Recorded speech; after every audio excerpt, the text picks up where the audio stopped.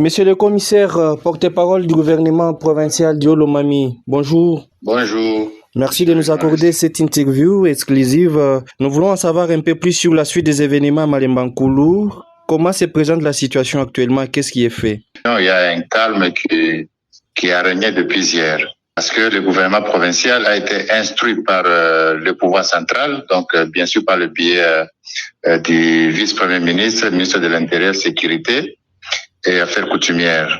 On a envoyé un télégramme au gouvernement provincial pour déployer des forces militaires, là où on a eu à joindre aussi la police pour la sécurité et la justice. Donc sur place, ils sont déjà là-bas, ils ont procédé par les interpellations, les arrestations, afin d'établir les responsabilités. De l'autre côté, le motard qui était tué en premier lieu a déjà été enterré dans de bonnes conditions parce que le gouvernement a pris en charge tous les frais y afférents. Les trois qui étaient morts, tués par la population de Malemba-Nkulu, les démarches sont déjà aussi entreprises pour qu'ils soient aussi enterrés dignement. Donc, pour ce moment, je pense qu'il y a tous les notables qui ont adressé leur message de paix, leur message de cohésion, parce que le gouvernement a vraiment condamné le gouvernement provincial par le biais de son Excellence Madame le gouverneur, Yumba Kalinga-Mushimba Isabelle.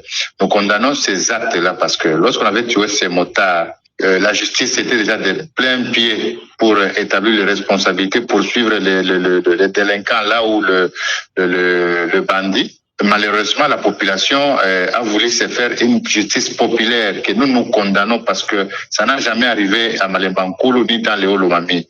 La province du Olomami est une province comme toutes les provinces. Donc, tout le monde a le droit d'y habiter et nous avons voulu à ce que la population stoppe ces actes-là qui pourraient un jour aussi engendrer des conflits intercommunautaires alors que nous sommes pendant la période des élections. Aussi, le gouvernement provincial a condamné certains politiciens en mal de positionnement qui utilisent les jeunes afin qu'il y ait des troubles et que les élections n'aient pas lieu. Donc nous sommes déjà vers les élections. Nous avons déjà maîtrisé la situation. Jusque-là, le calme est revenu. Est-ce qu'on peut s'attendre à un procès en flagrance, par exemple? Effectivement, c'est ça même la mission. Les interpellations sont déjà en train de poursuivre leur bon nombre de chemins. Et il y aura des procès lorsque tous les concernés ou bien les présumés bandits ou auteurs de ces actes-là que nous avons tous déplorés seront déjà entre les mains de la justice. Il y aura un procès de manière pédagogique pour donner leçon à tout le monde et je pense que ça pourra éviter même prochainement ces genres de actes.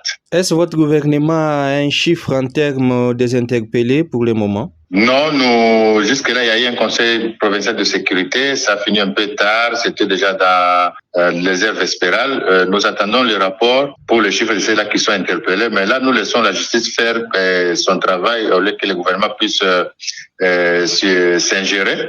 Néanmoins, sur le plan logistique, financier, le gouvernement a déjà tout disposé et que la justice, vous connaissez, elle est indépendante. Elle est en train de travailler.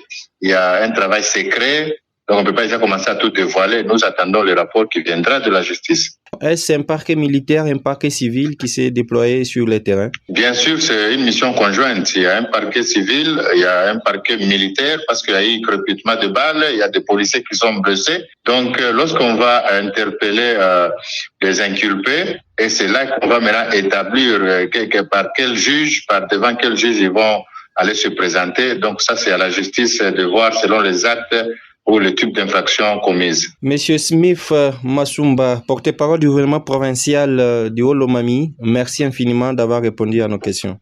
Nous vous remercions aussi. Merci.